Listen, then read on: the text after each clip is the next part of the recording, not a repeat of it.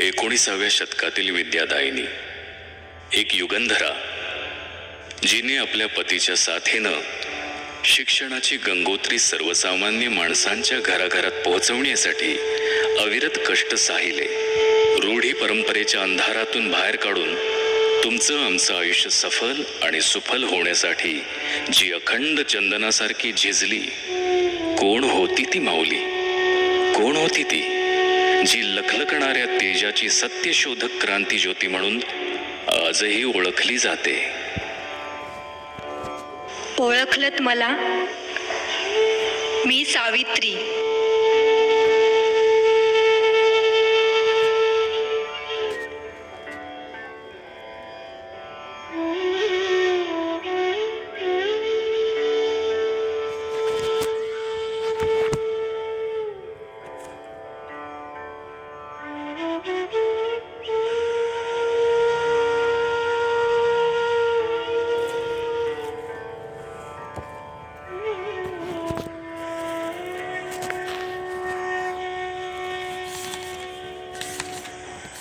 सावित्रीबाई ज्योतिराव फुले, सातारा जिल्ह्यातील खंडाळा तालुक्यातील नायगावच्या खंडोजी नेवासे पाटलांची मी कन्या. वयाच्या 9व्या वर्षी ज्योतिराव गोविंदराव फुले नावाच्या माणसाशी माझं लग्न झालं. हळूहळू माझ्या लक्षात आलं, ज्याच्याशी माझं लग्न झालंय तो निव्वळ सामान्य माणूस नाही, तर लाखो करोडोंना जगण्याची ऊर्जा देणारा क्रांतीसूर्य आहे. 1 जानेवारी, होय, शनिवार दिनांक 1 जानेवारी 1848ला पुण्यातील भिडेवाड्यात सर्व धर्मीय मुलींसाठी पहिली शाळा सुरू केली. भारतीय माणसांसाठी सुरू केलेली पहिली शाळा होती ती. आणि मी पहिली शिक्षिका आणि मुख्याध्यापिका सुद्धा. शिक्षण हे दूध आहे वाघिणीचं. हे वाघिणीचं दूध मी माझ्या लेकरांना देणार होते. शेळपटासारखं जगलात तर काम तमाम होतं, वाघासारखं जगलात तर नाम होतं. कार्य खडतर होतं, जोखमीचं होतं, पण शिवरायांच्या मावळ प्रांतातील मावळ्यांचे आम्ही देखील वंशज होतो. घाबरणं किंवा कच खाणं आमच्या रक्ताला मानवणारं नव्हतं. सनातन्यांची मात्र धर्म बुडाला म्हणून कोल्हेकुळी सुरू होती. सर्वसामान्य माणसानं शिक्षण घेतल्याने कसा काय धर्म बुडतो यांचा? इतका तकलादू असू शकतो धर्म? धर्म माणसासाठी असतो की धर्मासाठी माणूस? माणसाच्या प्रगती आड येणारी प्रत्येक धोण बुडाली काय आणि तरली काय? आम्हास काय उपयोग त्याचा? आमचं जगणं आणि मरणं हे तर आमच्या लेकरांच्या उन्नतीसाठी होतं. यात झीज होती, हानी होती, अपमान होता, पण उद्याचे सूर्य घडवण्यासाठी आम्हा उभय त्यांचा संसार होता. आम्ही त्यासाठीच तर बांधले गेलो होतो.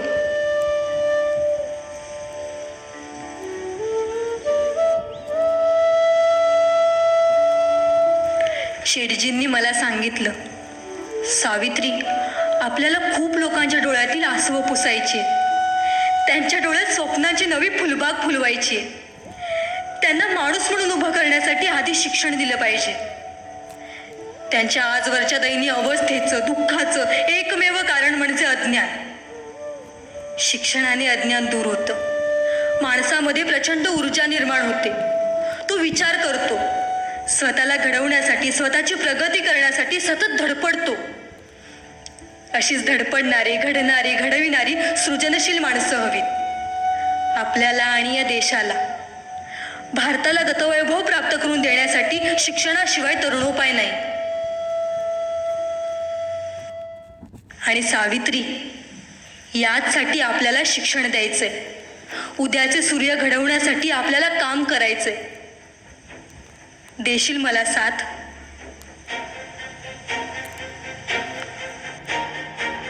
मी निव्वळ होकार दिला नाही, तर प्रत्यक्ष सुरुवात केली. नेहमीप्रमाणे शाळेत शिकवायला जात असताना अचानक एक घट्टिंगड माझ्या समोर आला. तो म्हणाला, ए टवळे, कुठे निघालीस? आमच्या पोरींना शिकवणं बंद कर. तुला तुझी अब्रू प्यारी आहे की शिकवणं?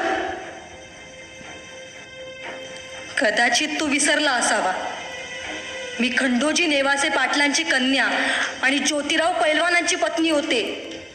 त्याच्या कानाखाली सणसणीत जाळ काढताच भर दिवसात त्याच्या डोळ्यासमोर काजवे चमकले.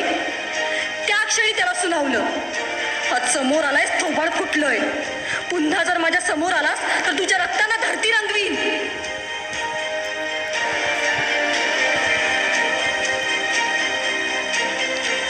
तसा कसा बसा सावरत तो तिथून निघून गेला. मोठ्या आशेने माझे अब्रूहरण बघायला आलेले बघे त्याची बेअब्रू झालेली बाताच निघून गेले. आजपर्यंत माझ्या अंगावर शेण फेकलं, मी सहन केलं. शिव्या दिल्या, दगडफेक केली, मी गप्प राहिले. माझा हात धरून मला दम देतो. माझ्या सहनशीलतेचा अंत झाला होता.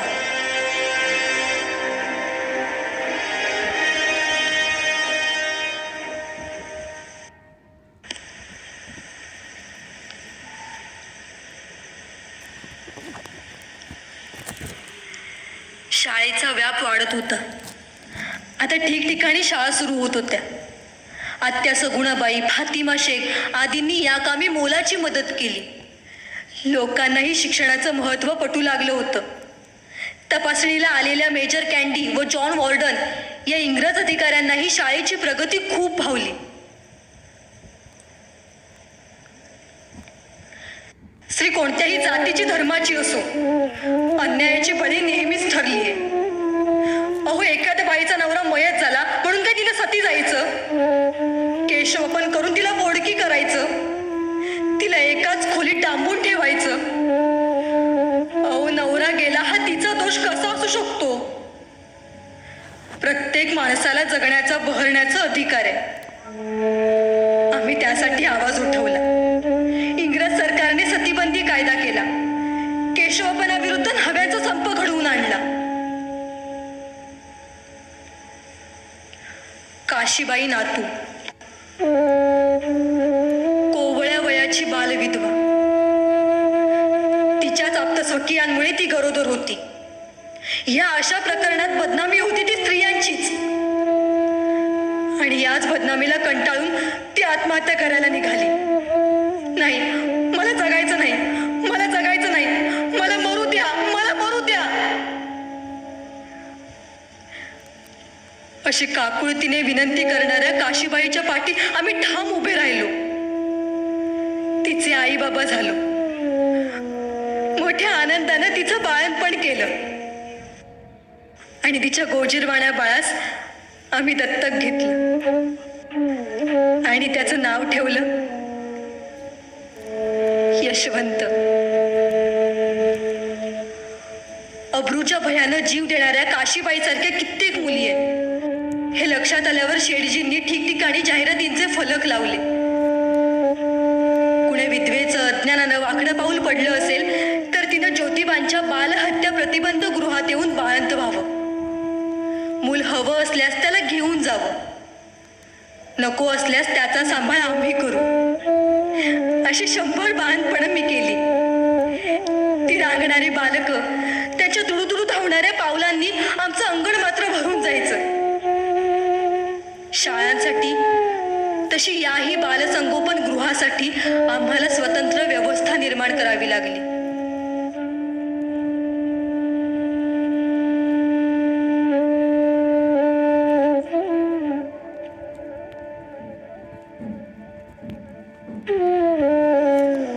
शेडजींचं समाजकार्यही सत्यशोधक समाजामार्फत जोरात सुरू होतं.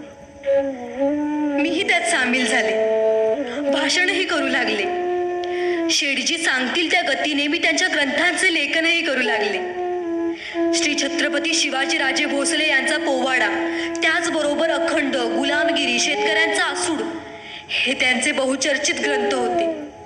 या ग्रंथलेखनांचा माझ्यावर खूप मोठा परिणाम झाला. मीही रचना करू लागले. काव्य फुले, बावनकशी, सुबोध रत्नाकर, ज्योतिबांची भाषणं, सत्यशोधक समाजाच्या अध्यक्षपदावरून केलेली सावित्रीबाईंची भाषणं आणि गाणी यांची निर्मिती मला करता आली ते शेटजींच्या प्रभावामुळेच.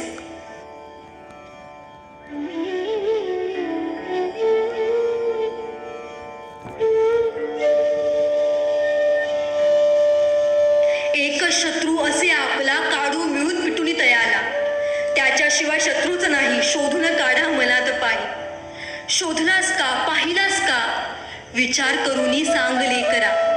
नाव तयाचे बोल भरा भरा, हरलास का, कबूलच का. सांगते पहा दुष्ट शत्रूचे नाव नीट रे ऐक तयाचे. अज्ञान अज्ञान धरुनी त्याला पिटायाचे, आपल्या मधुनी हुसकावयाचे. छत्रपती सिंहासनीची एक राणी ताराबाई, कोल्हापूरची जगदंबा, महाराष्ट्राची अंबाबाई. शत्रूवर घाली छापा, काळ तयाची ती होई. चेरी शत्रूला करून करी बेफाम चढाई. न्हावून टाकी रणभूमी शत्रू रक्ताने सारी. चपलता विजेची जशी, तशीच कडाडे संहारी, तशीच कडाडे संहारी.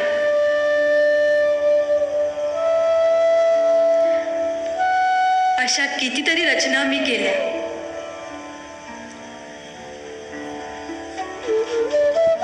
एकदा 1877ला खूप मोठा दुष्काळ पडला. त्या भयंकर दुष्काळाचे वर्णन करतानाही थरका फुटतो. अन्न देता येत नाही म्हणून लोक स्वतःच्या मुलाला विष घालत होते. आम्ही पुणे सोडून धनकवडीला दुष्काळग्रस्तांसाठी मदत केंद्र सुरू केलं. 2000 लोकांना भाकऱ्या भाजण्याचं काम आम्ही केलं. आमच्या कार्यकर्त्यांनीही खूप मेहनत घेतली. सांगण्यासारख्या खूप गोष्टी आहेत बाबांनो, पण कुणीही कितीही विरोध केला तरी तसूभरही मागे हटलो नाही. शेडीजींची प्रकृती बिघडू लागली. अर्धांगवायूनं त्यांची उजवी बाजू निकामी केली. पण त्याही परिस्थितीत सार्वजनिक सत्यधर्म हा ग्रंथ त्यांनी डाव्या हाताने लिहिला.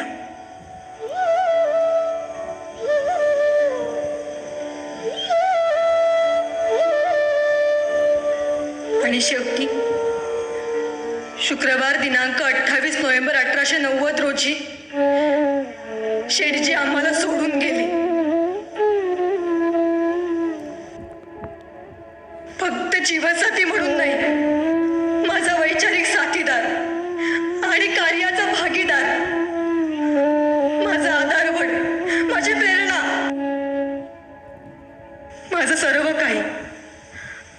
आणि सर्वस्वही निपचित पडलं. 50 वर्षांची सोबत संपली होती. स्वामी ज्योतिबांच्या लागे मी चरणी, गोड त्यांची वाणी. मनी घुमे यशवंता, लक्ष्मी आणि मी. माझं आकाश हरवलं होतं. जमीन दुभंगली होती.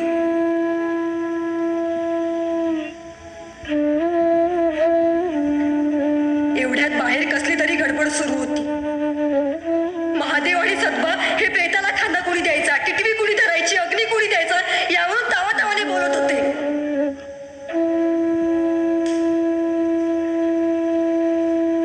यशवंत आमचा नाही, आमच्या रक्ताचं नाही. हे ऐकताच त्याही अवस्थेत मी त्याला बचावून सांगितलं.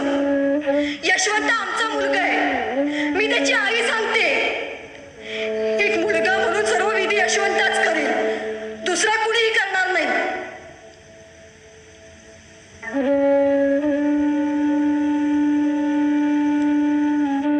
पिटवा हाती घेऊन यशवंताच्या हाती देत आम्ही मायलेकरं प्रेताच्या पुढे पुढे चालू लागलो. हजारोंचा जनसमुदाय प्रेतयात्रेमध्ये सहभागी झाला होता. पार्थिवाला मुठा नदीच्या काठी अग्नी सुद्धा आम्हीच दिला. घराघरात ज्यांनी प्रकाशाची फुले वाटली, तो धगधगता क्रांती सूर्य त्या धगधगणाऱ्या अग्नी फुलांमध्ये अदृश्य झाला.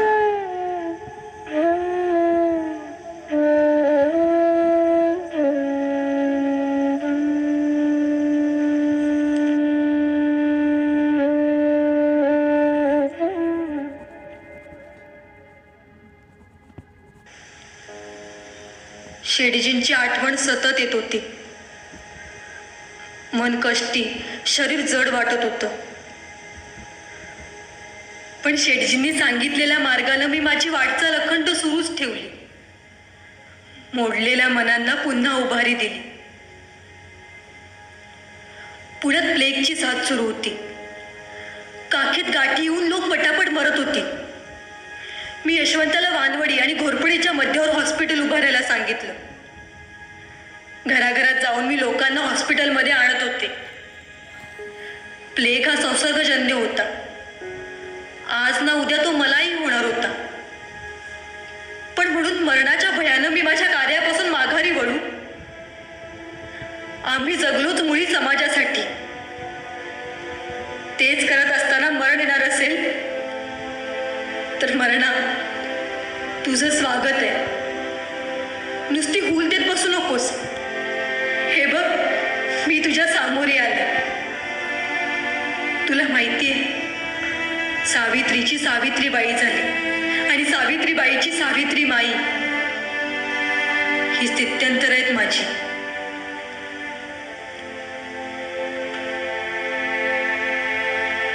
माई, अगं शेवटचं एकच इंजेक्शन आहे, कोणाला देऊ? यशवंताचा प्रश्न होता. मी म्हटलं, यशवंता, ह्या लेकराला दे. ह्या लेकरानं अजून नीट दुनियाही पाहिली नाही. माझी शेवटची इच्छा समज. अरे, मी वाटलेलं झाड कधीतरी कोसळणारच. माझ्या आज्ञाधारक यशवंतानं माझी आज्ञा पाळली. अश्रूने डबडबलेले डोळे माझ्या लेकराचे मी पाहिले. पाहिलंच मरणा, फक्त 1 मिनिट माझ्या सगळ्या सहकाऱ्यांना आठवते.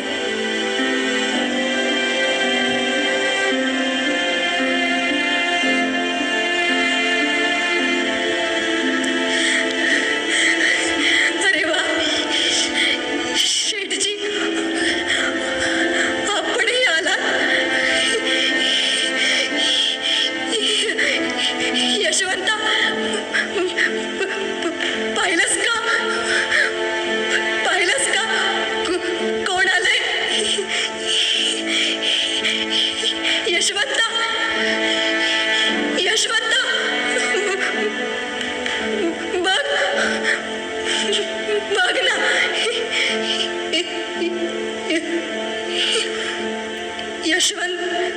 यशवंता.